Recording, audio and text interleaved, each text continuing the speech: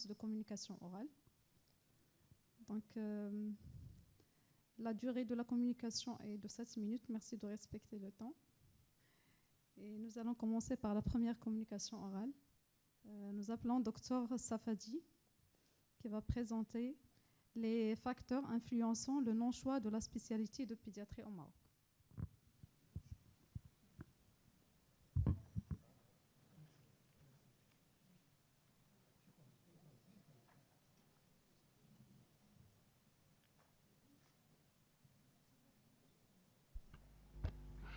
Merci beaucoup, cher maître. Chers maîtres, chère assistance, permettez-moi de vous présenter un résumé sur notre travail intitulé « Les facteurs influençant le non-choix de pédiatrie au Maroc ». Pour cela, nous allons procéder selon le plan suivant. Après une brève introduction, nous allons passer en revue des matériels et méthodes, présenter nos résultats, les discuter à la lumière de la littérature avant de conclure. En guise d'introduction, la pédiatrie est une des spécialités les plus rigoureuses et difficiles par son caractère transversal et sa particularité de la population qui est l'enfant de tout âge. Le Maroc reconnaît un manque dans plusieurs spécialités dont la pédiatrie fait partie, surtout dans le secteur public. L'objectif de notre étude était de déceler les facteurs entravant le choix de spécialité de pédiatrie parmi les futurs spécialistes, soit les internes, les résidents et les étudiants en fin de cursus. Pour cela, nous avons mené une étude transversale à visée descriptive visant les faisant fonction d'internes, les internes du CHU et les résidents. Nous avons procédé à un formulaire auto-administré distribué via les réseaux sociaux. Il a été basé sur une revue de littérature. Il est réparti en 2 sections avec 4 sous-groupes de facteurs. Les facteurs au cours des études et de la formation, les facteurs liés aux caractéristiques de la spécialité, les facteurs liés au service et les facteurs personnels. Nous avons analysé les données par le logiciel SPSS version 15.0. Les résultats étaient comme suit. Nous avons colligé 423 réponses. Le sexe féminin prédominait avec un pourcentage de 68%. La tranche d'âge majoritaire était celle entre 26 et 30 ans. La plupart de nos réponses étaient des résidents, avec un pourcentage de 55%, suivi des internes du CHU, des internes du CHR, puis les faisant fonction d'internes. Les réponses étaient reçues de toutes les facultés du Maroc, publiques et privées, avec une prédominance de la FMPM et la FMPA. La majorité, soit 67%, opteraient ou ont déjà opté pour une spécialité médicale. De même, le statut le plus désiré entre nos répondants était le bénévolat. En ce qui concerne le choix de spécialité, une majorité, soit 376 réponses, venaient de personnes qui ne choisiraient pas la pédiatrie. Parmi les facteurs liés à la formation initiale, le passage en pédiatrie pendant l'internat ou l'externat se trouve le plus influençant, soit 57,8% et 57,1% respectivement. Quant aux caractéristiques liées à la spécialité, 55,9% avaient un intérêt pour un organe ou un appareil spécifique et 43% présentaient une affinité à la chirurgie. Aussi, 52,5% voudraient éviter la population pédiatrique par peur. Les rémunérations et le statut de spécialité non satisfaisant avaient peu d'influence, soit 35%. À propos des services de pédiatrie, 63,4% ont réclamé une charge de travail énorme, un rythme stressant, 59,4% ont rapporté une ambiance négative dans le service et 57% trouvaient que les horaires de travail n'étaient pas flexibles. Les 2 facteurs majeurs en relation avec le terrain de travail étaient le risque d'affectation dans des zones lointaines, soit dans 60,7% des cas, et la mauvaise qualité de vie, soit dans 54,6% des cas. Le seul facteur personnel significatif était la non-affinité à la pédiatrie avec 57,3% des cas entre les répondants. À présent, nous allons discuter nos résultats à la lumière de la littérature.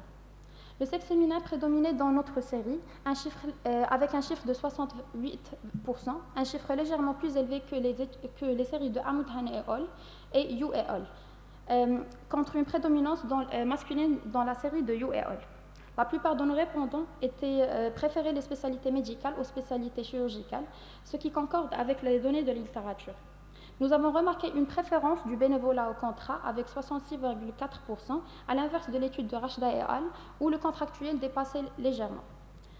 Parmi nos répondants, 88,9% ne choisiraient pas la pédiatrie. C'est un chiffre qui est moins important que les séries de Rachda et al., Matran et al. Et Rivière et al. Les passages d'externat semblaient avoir une grande influence. Dans notre série, 57,8% trouvaient que c'était important, ce qui rejoint la série de Rachda et al. Et ce qui contrarie à la série de Yap et al. À propos des services de pédiatrie, 63,4% ont réclamé une charge de travail énorme ou un rythme stressant, ce qui rejoint l'étude de Hamoudan et al. Les facteurs majeurs en relation avec le terrain de travail étaient le risque d'affectation des lésions lointaines, ce qui était rapporté par 60,7% de nos répondants, ce qui rejoint le chiffre de Rachta et al. Les rémunérations avaient peu d'influence, soit 35% des répondants, ce qui rejoint les résultats d'Hamoudan et al. Qui a trouvé 43,4% d'influence. Dans les séries de Matranéol, 17,1% ont rapporté l'influence d'un parent contre le choix de pédiatrie, un chiffre plus important que notre série avec seulement 8,1%. Pour conclure, diverses sont les motivations et barrières devant le choix de pédiatrie parmi les futurs spécialistes. Plusieurs facteurs découragent voire éliminent ce choix, dont l'énorme charge de travail et l'affectation risquée des spécialistes en fonction publique. Et je vous remercie pour votre attention.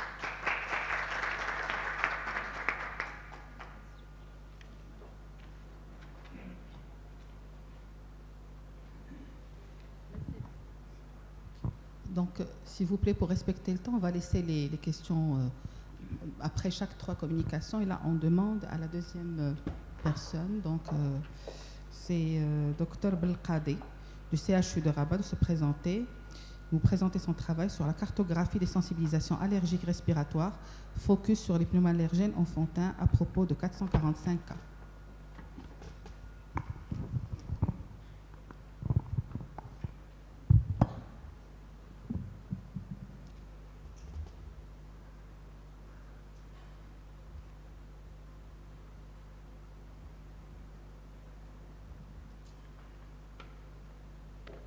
Chers maîtres, honorable assistance, permettez-moi de vous présenter un aperçu du travail effectué au sein du service de pneumoallergologie et d'infectiologie pédiatrique à l'hôpital d'enfants de Rabat, intitulé « Cartographie des sensibilisations allergiques respiratoires, focus sur les pneumoallergènes des enfants à propos de 465 cas ». Nous débuterons par une introduction du sujet, nous préciserons les objectifs de notre étude, ensuite nous aborderons les matériels et méthodes utilisés. Nous présenterons après les résultats obtenus que nous discuterons rapidement avant de conclure. Les pneumoallergènes sont les principaux déclencheurs des allergies respiratoires chez l'enfant.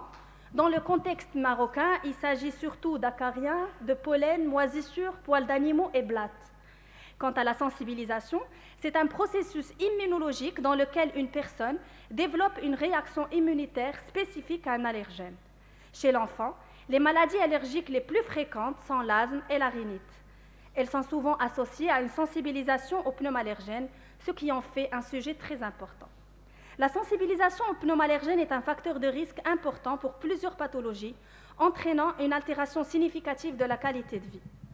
Les objectifs de notre étude sont identifier les pneumoallergènes les plus fréquemment rencontrés chez les enfants, évaluer l'association entre la sensibilisation à ces pneumoallergènes et les maladies allergiques, afin de mettre en évidence l'importance d'une prise en charge ciblée.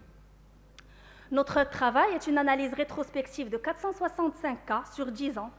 Ce sont des enfants âgés entre 2 et 5 ans, adressés à notre service P1 pour pathologies allergiques sévères, telles un asthme non contrôlé, une conjonctivite sévère ou kératoconjonctivite vernale ou une rhinite allergique résistante aux traitements habituels et mal vécus. Des enfants qui doivent constamment utiliser leur chambre d'inhalation, d'autres qui souffrent de rougeurs oculaires intenses, de gênes sévères, de larmoiements abondants, se frottant les yeux sans cesse. Certains ne quittent jamais leur mouchoir, les gardant à portée de main toute la journée. Et puis, il y a ceux qui cumulent tous ces symptômes à la fois. Tout cela affecte profondément leur qualité de vie, les rendant tristes, irritables et très vulnérables. On a exclu de cette étude les nourrissons, les enfants d'âge supérieur à 15 ans, et les enfants ayant des contre-indications aux tests cutanés, tels qu'une dermatose étendue ou bien une prise récente d'un traitement antihistaminique. Des tests cutanés à lecture immédiate ont été réalisés par prick test à tous nos patients. Les allergènes testés sont les acariens, les dermatophagoïdes pteronisinus et les dermatophagoïdes farinés, ainsi que les blomia tropicalis, les moisissures, les alternia et l'aspergillus fumigatus, les pollens de graminées, les fanères des chiens et des chats et la blatte germanique. L'âge moyen de nos patients est de 7,5 ans. On note une légère prédominance masculine. 52% de nos patients étaient asthmatiques, 24% souffraient d'une rhinite allergique, 6% avaient une conjonctivite, 12% avaient une association asthme et rhinite et 4% avaient une association des trois. 191 patients sur 456 avaient un prick test, 465 avaient un prick test positif. La prévalence de la sensibilisation est alors 41%. On constate que les acariens, les dermatophagoïdes, pteronisinus et les farinés sont les plus fréquemment impliqués, avec respectivement 42 et 37% de sensibilisation. Viennent ensuite les moisissures, 7% chacune. Les poils de chien et de chat, les pollens de graminées et les blattes présentent une sensibilisation plus faible de 4 à 5%. Cette figure illustre la distribution de la sensibilisation aux différents allergènes selon les pathologies allergiques. Les acariens sont les plus fréquemment associés à toutes les pathologies suscitées. Les autres allergènes sont responsables de taux de sensibilisation beaucoup plus faibles. Ces graphiques reprennent les mêmes que le précédent, mais en plus clair. Les tests cutanés sont positifs aux acariens chez presque la moitié des patients asthmatiques présentant une rhinite ou une conjonctivite allergique. Quant à la sensibilisation au pollen et aux poils de chien, elle est plus fréquente chez les patients présentant une conjonctivite. L'association des deux pathologies est corrélée à une sensibilisation plus élevée aux acariens, 62%. Cette sensibilisation est encore plus élevée quand il s'agit de l'association des trois pathologies, 67%. On remarque que la sensibilisation aux acariens augmente avec l'âge, comme on voit ici, et en revanche, les sensibilisations au pollen et aux moisissures, elles diminuent avec l'âge. Passons à la discussion. Tout d'abord, concernant les indications des tests cutanés, ils sont essentiellement l'asthme, suivi de la rhinite allergique, dans notre étude et celle de Marrakech et Tunisie, tandis que l'association asthme et rhinite est l'indication la plus fréquente dans l'étude du Bénin et de Qatar. La prévalence de la sensibilisation dans notre série est de 41%, proche de celle des autres études, comme on voit. Les acariens sont les allergènes les plus fréquemment retrouvés dans toutes les études. Les autres allergènes présentent des variations importantes d'une étude à l'autre, vu les facteurs génétiques, géographiques et climatiques, ce qui souligne la nécessité d'une approche personnalisée pour la prise en charge des allergies chez les enfants à travers le monde. Lorsqu'on parle de sensibilisation aux pneumallergènes, la prise en charge classique consiste à l'éviction des allergènes, le traitement des symptômes à l'aide des antihistaminiques ou des corticostéroïdes. Cependant, ces traitements ne traitent que les symptômes sans agir sur l'agent causal. Et l'éviction n'est pas toujours possible, comme par exemple pour les acariens, impossible de les éviter, ils sont partout. C'est là que l'immunothérapie allergénique prend toute son importance. L'immunothérapie allergénique ou l'ITA est un traitement spécifique visant à modifier la réponse immunitaire de l'organisme face à un allergène. Son objectif, c'est d'induire une tolérance à l'allergène causal, de réduire considérablement les symptômes allergiques lors d'expositions futures. C'est une désensibilisation. Le principe est une administration de doses croissantes d'extraits allergéniques par voie sublinguale, puis une dose d'entretien va être maintenue sur 3 à 5 ans. Pour les indications, on les a déjà citées avant. Les avantages de l'ITA, c'est l'amélioration significative des symptômes et de la qualité de vie, et j'insiste sur la qualité de vie qui est très importante pour nos patients. La diminution de l'utilisation des traitements symptomatiques, la facilité d'emploi, c'est des gouttes sublinguales, et des effets secondaires très limités, c'est des effets juste cutanés buccales. Pour les inconvénients, le prix il est très élevé, il est à peu près 1000 dirhams par mois. Le traitement il est contraignant, journalier, pendant 3 à 5 ans. L'accessibilité est très limitée, malheureusement ce n'est pas disponible dans nos CHU marocains.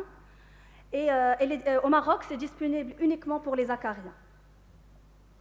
Pour finir, 41% de nos patients sont sensibilisés aux pneumallergènes.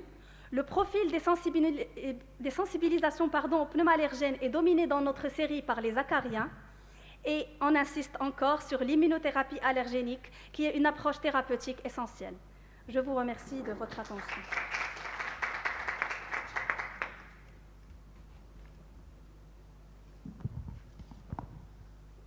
Merci, Dr Belqadi. Nous passons à la troisième communication, Dr Wafiq, qui va présenter le pronostic de l'atteinte rénale du purpura rhumatoïde de l'enfant.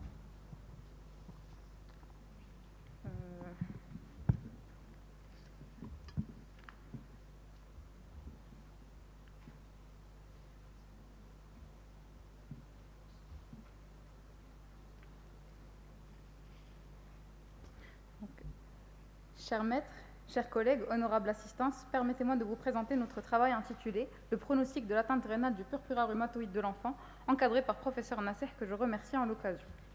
Pour cela, nous allons adopter le plan suivant. Nous commencerons par une introduction qui définira les objectifs de ce travail. Nous allons ensuite aborder la partie matérielle et méthode, présenter les principaux résultats avant d'entamer la discussion et enfin conclure.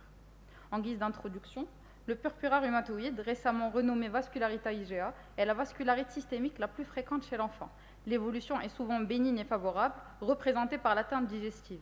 Parmi ces manifestations cliniques, l'atteinte rénale constitue le facteur déterminant pour le pronostic à long terme. L'objectif de notre étude était de décrire les caractéristiques épidémiologiques, cliniques, biologiques, histopathologiques et évolutives de l'atteinte rénale du purpura rhumatoïde de l'enfant et ainsi estimer le risque d'atteinte rénale dans le temps. Pour ce faire, nous avons adopté la méthodologie suivante. Nous avons mené une étude observationnelle de type cohorte descriptive, rétrospective, qui portait sur les patients hospitalisés au service de pédiatrie B du CHU Mohamed VI de Marrakech pour purpura rhumatoïde sur une période s'étendant du 1er janvier 2018 au 31 décembre 2022. Nous avons déterminé les critères de jugement de notre étude et avons collecté les données sur une fiche d'exploitation analysée par logiciel statistique Jamovi. Le diagnostic de la vascularite IgA est principalement clinique. La classification utilisée en pratique quotidienne est la classification de Leular-Printo-Prez, révisée en 2008, permettant de distinguer une vascularite IgA des autres types de vascularite. Le diagnostic est retenu si présence de purpura comme critère obligatoire, associé à une atteinte articulaire, digestive ou rénale, ou bien une confirmation histopathologique d'une vascularite IgA. L'atteinte rénale dans notre étude a été retenue devant la présence d'au moins une des anomalies suivantes. Une anomalie du sédiment urinaire, une hématurie isolée, une protéinurie isolée ou bien l'association des deux, une hypertension artérielle ou bien une altération de la fonction rénale. Pour évaluer la sévérité de la maladie, nous nous sommes basés sur la classification de Meadow. Et nous avons utilisé la classification de Meadow modifiée pour classer les patients selon l'évolution à court et à long terme de leur néphrite à IgA. Passons maintenant aux résultats. Parmi les 48 patients diagnostiqués vascularite IgA dans notre série, l'atteinte rénale était présente chez 34 d'entre eux, soit 69,4% des cas. L'âge moyen de ces patients était de 8,55 ans, avec une prédominance masculine à 1,5. Cette atteinte était contemporaine du diagnostic dans 35,3% des cas, avec une moyenne de délai d'apparition de 12,6 jours. La bandette urinaire était le gold standard du diagnostic de l'atteinte rénale chez nos patients. Elle a été faite systématiquement chez tous les patients à l'admission et elle était positive dans la totalité des 34 cas. 6 d'entre eux avaient une hématurie macroscopique, soit 17,6%. Parmi nos 34 patients avec atteinte rénale, 28, soit 82,4%, avaient une tension artérielle normale, contre 6 qui avaient une HTA stade 1, soit 17,6% des cas. 7 patients ont présenté un syndrome œdémateux fait d'œdème des membres inférieurs et de bouffissures du visage, soit 20,6% des cas. La diurèse moyenne était de 1,64 cc/kH. Nous avons rapporté 4 cas de patients oliguuriques, mais aucun cas d'anurie n'a été noté. Dans notre étude, le dosage de la protéinurie a été demandé chez tous nos patients. Les seuils de protéinurie étaient significatifs chez 18 patients. La protéinurie était minime dans 11,8%, modérée dans 14,7% et sévère dans 26,5% des cas. Cette dernière était responsable d'un syndrome néphrotique dans 6 cas, soit 66,6%. La ponction biopsie rénale a été indiquée devant la persistance d'une protéinurie modérée ou une protéinurie sévère. Elle a été réalisée chez 13 de nos patients, soit 26,5%. Les biopsies étaient prélevées et techniquées en microscopie optique et en immunofluorescence directe. Nous avons adopté la classification de l'International Study of the Kidney Disease pour stadifier les résultats de la PBR. La classe histologique la plus retrouvée était le stade 3A, retrouvé dans 53,8% des cas, face à 30,8% et 4,4% pour les stades 1 et 2, respectivement. Ce tableau résume les résultats de la biopsie rénale en microscopie optique, avec notamment l'atteinte tubulaire et interstitielle présente chez 38,5% et 30,8% des cas respectivement. En immunofluorescence directe, c'était principalement des dépôts d'IgA de localisation le plus souvent mésangiale, avec une faible fixation des IgG, IgM et complément C3. La majorité des patients de notre série, soit 21 cas, avaient une néphrite à IgA modérée au diagnostic grade 1 et 2. Par ailleurs, plus de la moitié des cas de la classe 3A de l'ISCADC étaient gradés sévères, grade 3 et 5. Pour le traitement, pour la cortico-orale, elle a été indiquée chez 10 patients avec néphropathie modérée et 13 patients avec néphropathie sévère. Les bolus de méthylprénisolone ont été indiqués chez 1 patient avec néphropathie modérée et 11 avec forme sévère. Le bolus de cyclophosphamide chez 2 patients avec néphropathie modérée et 7 avec forme sévère. Les 3 patients qui ont reçu le MMF avaient des formes sévères. À noter qu'un traitement néphroprotecteur à base d'IECO-ARA2 a été prescrit chez tous nos malades en plus du traitement antalgique. Aucun malade de notre série n'a nécessité une exploration extra-rénale. Pour ce qui est de l'évolution, Dans notre série, 37 patients avaient un suivi régulier en consultation. 6 patients étaient perdus de vue après 1 an de suivi en moyenne. Nous avons imploré un seul décès dans notre série qui faisait suite à une inondation ventriculaire et un hématome intraparenchymateux dans un contexte de thrombopénie sévère. Le recul moyen était de 2,25 ans et la majorité de nos patients, soit 88,2, avaient une évolution favorable contre 3 seulement en grade B. Pour cette courbe de Kaplan-Meier, elle montre que la médiane de survie sans atteinte rénale est estimée à 30 mois, avec un intervalle de confiance à 95%. À 10 mois, le nombre de patients à risque de faire l'atteinte rénale est de 39. À 50 mois, le nombre de patients à risque de faire l'atteinte rénale est à un seul patient. Pour la discussion, dans notre série, la fréquence de l'atteinte rénale est de 69,4%. Ce résultat rejoint l'étude tunisienne de Naïja et al. Ainsi que Chen et al. Des taux plus faibles sont retrouvés dans les études de Albers et al. Et Zerwal et al.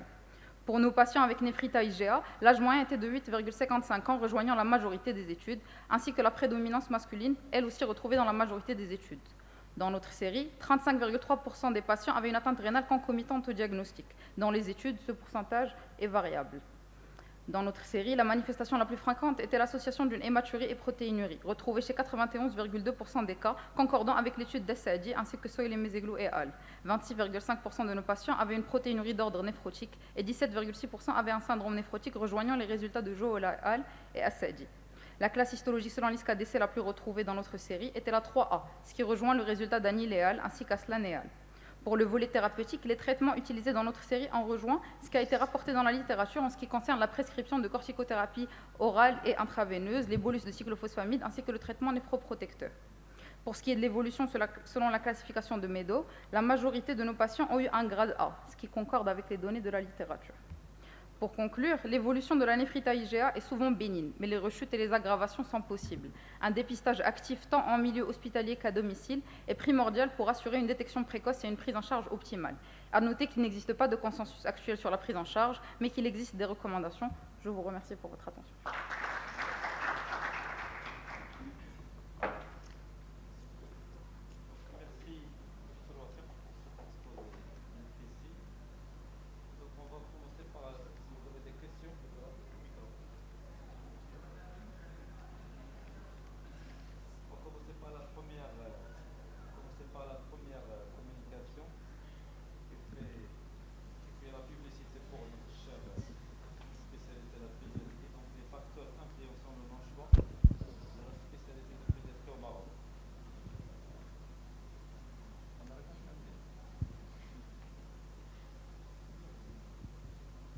Si vous avez des questions pour la première communication qui parle du choix de spécialité pour la pédiatrie. Professeur Hid. À savoir, tu vois, مثل بغى يدير pédiatrie, ماشي بغى الفلوس. ما لا قالش لا ما باغيش شي نفس الصحي ذاك. D'abord, je tiens à féliciter l'oratrice pour ce travail original. Donc, c'est très important d'avoir ces études pour comprendre un petit peu les générations jeunes, parce que quand même, donc, on passe par des moments très difficiles. Il y a même un conflit de génération, enseignants-enseignés dans le contexte actuel. Et c'est des études qui sont très importantes, mais il y a des questions à approfondir. Oui. Quand j'entends par exemple que je vois que la majorité ils préfèrent le bénévolat, et puis quand on parle de côté matériel, non. Donc peut-être il faut pousser. Est-ce que c'est les affectations? Donc on a peur des affectations lointaines ou autre chose. Donc il y a des questions, c'est des études très importantes. D'ailleurs, on a fait presque la même chose concernant, dans le cadre de la réforme de la spécialité. On a posé des questions parce qu'actuellement, pour la pédiatrie, c'est une médecine qui est vague. Donc c'est de la médecine, toute la médecine appliquée à l'enfant. On voulait voir un petit peu le choix de ces résidents pour la spécialisation. On a voulu même aller loin. On a voulu proposer une 5e année de formation pour la qualité de formation, pour un bon pédiatre. Actuellement, la population change. On va commencer à entendre que la population, les patients, les parents, cherchent le spécialiste de la pédiatrie. Mon fils a un asthme, je cherche le pneumoallergologue. Donc, la spécialisation, ça va s'imposer. Ce n'est pas uniquement au niveau du CHU, même dans le secteur privé, le secteur public. Et on était un petit peu déçus, non. Donc, 4 ans, Barakalena, 4 ans. Bien que ça donc, Vous voyez un petit peu le dilemme. Certains veulent allonger les études, d'autres. Donc, on l'a proposé autrement. Donc, il propose des DU, etc. Donc, c'est un sujet très intéressant. Et j'aurais aimé que, quand vous discutez, comparer votre étude à d'autres, de nous donner quel pays, parce que c'est très important de connaître le contexte. Pays maghrébins, pays africains, pays européens, canadiens, donc c'est très important parce qu'il faut toujours s'adapter. Mais de toute façon, félicitations, ce travail intéressant. Merci beaucoup, professeur. Merci pour votre remarque. Les pays, c'était la France, la Grèce, le Japon et le Guinée-Bissau. Et j'ai trouvé des études qui parlaient beaucoup sur la pédiatrie, mais ce n'étaient pas les mêmes facteurs discutés que la mienne. C'est pourquoi je n'ai pas pu les utiliser. Des études de la Grande-Bretagne. Merci. Bon, je te félicite. Merci beaucoup. Ma question pour le choix de spécialité, c'était plutôt les hommes ou les femmes? Parce qu'en tendance... C'est les femmes. Les femmes. Et c'était le seul facteur qui est revenu significatif. C'est le sexe. Oui. Et qu'un jour,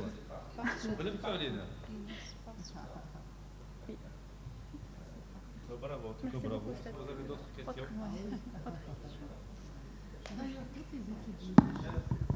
D'ailleurs, Stade Bourros, maintenant même les études médicales, on est à plus de 60% de filles dans les facultés de médecine, donc ça va de soi. Voilà.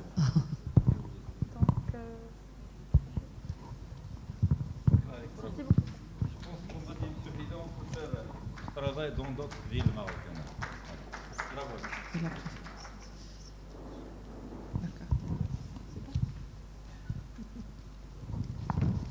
Merci, docteur Safadi. On enchaîne par la 4e communication orale, intitulée « La recrudescence de la rougeole ». C'était sûr pour les deux autres. D'accord. S'il y a des questions pour la 2e communication orale, la cartographie, donc des sensibilisations allergiques et respiratoires. S'il y a des questions dans la salle. Oui.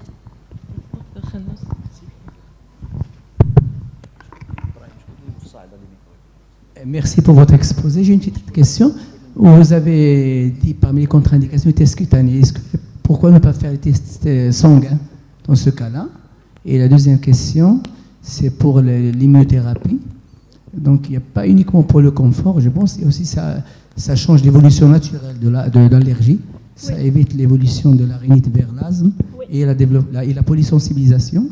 Troisième question, pas question, c'est remarque plutôt. Je ne sais pas pourquoi la forme injectable est remboursée et la forme sublinguale n'est pas remboursée.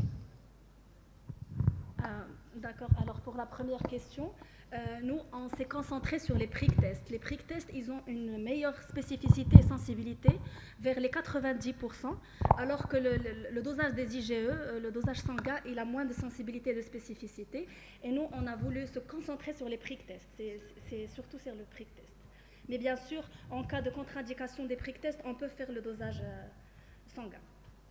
Pour ce qui est de la deuxième question, je suis désolée. C'est juste une deuxième question, c'est juste que pour une mise au point pour l'intérêt de la désensibilisation, c'est uniquement pour changer les...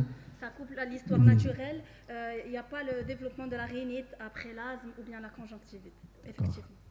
Troisième, c'est juste le prix parce que c'est remboursé injectable. Et la forme non injectable, sublinguale qui est indiquée surtout, qui est pratique. Injectable et vraiment, on doit militer pour que cela. C'est vraiment très très important. Franchement, j'ai été choquée par des enfants que j'ai vus avec une conjonctivite. Vraiment, j'ai pleuré une fois. C'était vraiment affreux. Donc vraiment, si on peut tous militer pour ça, ça serait magnifique. Merci. Est-ce qu'il y a une autre question? Plutôt une réflexion, c'est moi. Moi, je ne suis pas pneumo-allergologue, mais d'après ce que je sais, normalement, c'est-à-dire quand on demande des IgE spécifiques, ça n'a pas la même place que les prick tests. Oui. Normalement, les prick tests, oui, on peut signer une vraie allergie. Oui. Par contre, par rapport aux IgE spécifiques, ce que je savais, ça pourrait être une simple sensibilisation. Donc, je voulais quand même avoir un éclaircissement là-dessus. D'accord. Oui. En cas de contre-indication au prick test, il y a quelques contre-indications. On peut doser les IgE spécifiques, mais le patient doit vraiment être symptomatique. S'il n'est pas symptomatique, ça ne sert à rien, ni les IgE, ni le prick test. D'autres remarques ou questions? même communication. Merci. Donc, je passe pour la troisième communication, le pronostic de l'atteinte rénale du purpura rhumatoïde de l'enfant. Est-ce qu'il y a des questions par rapport à cette troisième communication orale?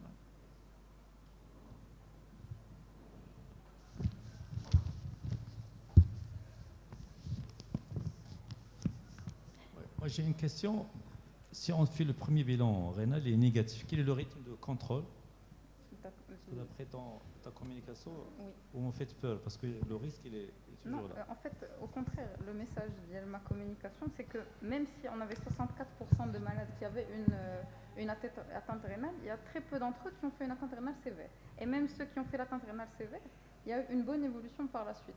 Parce que parmi les patients, on a retenu le diagnostic d'une atteinte rénale ou la néphrite et IgA, c'est peut-être des patients qui ont fait une hématurie microscopique qui s'est résolue en moyenne dans le premier mois. Chez la plupart de nos patients, la moyenne c'était dans le premier mois. Je n'ai pas pu inclure tous les paramètres de l'étude par manque de temps, mais en général, le rythme de suivi, c'est la bandette urinaire. On fait l'éducation des patients pour le rythme de suivi de la bandette urinaire à domicile, avec parfois on préconise de reconvoquer le patient pour prendre des tensions artérielles. Parce que parfois on a des HTA stade 1, comme dans notre cas, qui se sont résolus. En fait, la bonne nouvelle de notre étude, c'est qu'il n'y a aucun patient qui n'a fait d'insuffisance rénale chronique et il n'y a aucun patient qui a gardé son syndrome néphrotique. Même les trois plutôt, qui sont sortis grade B, c'était plutôt une protéinurie modérée qui est restée et qui a bien répondu au traitement de fond. Oui. Concernant l'atteinte rénale, j'ai vu la corticothérapie dans l'arsenal thérapeutique que vous avez utilisé. La corticothérapie, oui. Les immunosuppresseurs. Oui. Est-ce que vous avez toujours commencé par une corticothérapie orale et en cas d'échec, des bolus de corticoïdes et en dernier lieu, les immunosuppresseurs, quel est le critère de choix de la thérapeutique, de la prise en charge? D'accord. Donc en fait, c'est vrai que j'ai fait brièvement allusion à ça, la conclusion.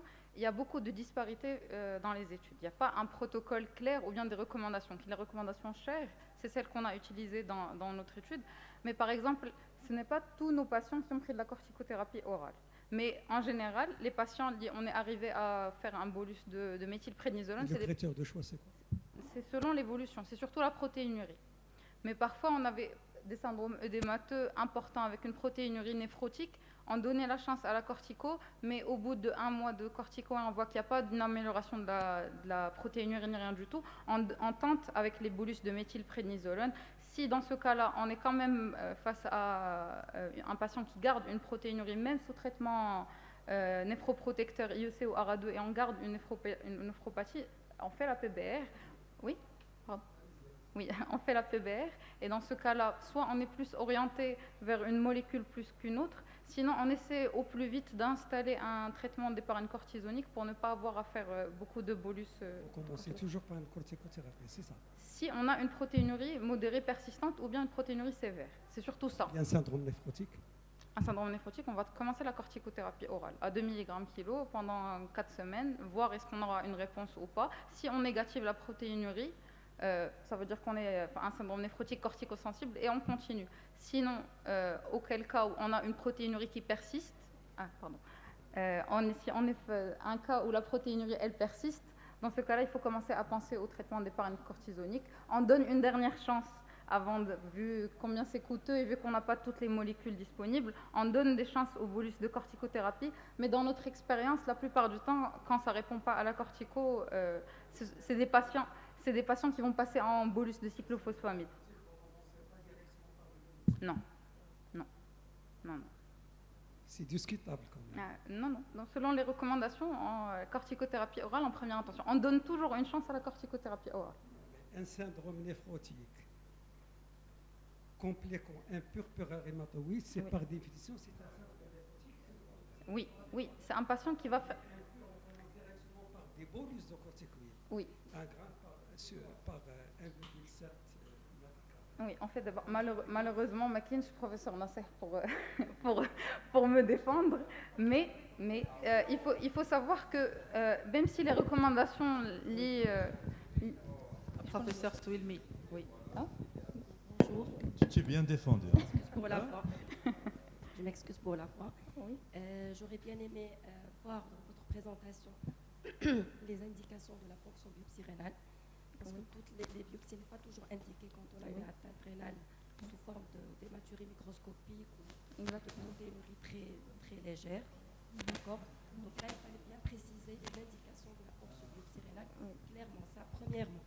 Deuxièmement, pour le protocole thérapeutique, donc on ne commence pas toujours par la corticothérapie orale. Si on a une altération de la fonction rénale, si on a une protéinurie qui est massive, c'est les bolus de solumédrol. D'accord. Parce qu'il n'y a pas de corrélation, c'est ce qu'il fallait souligner, il n'y a pas de corrélation gravité entre degré d'atteinte rénale anatomopathologique et manifestation rénale. Donc on peut avoir un purpura rhumatoïde avec une protéinurie qui n'est pas néphrotique, mais sur le plan anatomopathologique, l'atteinte peut être très sévère.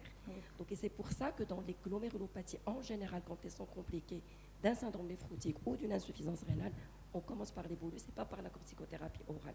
Donc c'est pas le même protocole comme dans un syndrome néphrotique idiopathique, commencer par la cortico orale et puis attends, si ça répond pas. En plus, pour les protocoles, il y a des protocoles de traitement. D'accord. Quand on a des atteintes sévères, donc chose qu'on ne fait pas dans le syndrome néphrotique, quand on a des classes très sévères à partir de la classe 3 autres, on associe d'emblée des immunosuppresseurs et ce n'est pas un traitement d'épargne cortisonique comme on fait dans le syndrome néphrotique. D'accord. Il y a la réponse. Donc, avec tout ça, avec tout ce que vous avez présenté, il reste 10 à 15% des patients qui risquent de faire une insuffisance rénale terminale ou chronique. Autre chose, le rythme de surveillance. La surveillance, elle peut se prolonger jusqu'à 1 année. Et le rythme de surveillance, il est hebdomadaire durant le premier mois avec la bandelette urinaire, en 15 jours, donc chaque 15 jours, pendant 3 mois, et puis mensuel pendant 3 mois. Et puis après, donc on passe à trimestriel jusqu'à 1 année, où l'hématurie microscopique peut persister jusqu'à 1 an. Voilà, merci. Merci, professeur, de vos explications. Est-ce que vous avez dans votre étude des cas sur rein unique? Non. Aucun patient n'avait de rein unique. D'accord. C'est pour juste pour. On a eu un cas effectivement de purpura rhumatoïde sur rein unique, donc on ne pouvait pas biopsier et du coup on a traité par le protocole maximaliste.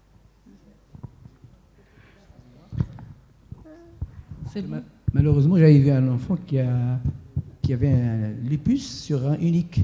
Et donc, elle a été biopsiée. Donc, c'est pour ça que j'ai posé la question pour ce qui était... D'accord, merci. Merci, Dr. Wafiq. On enchaîne.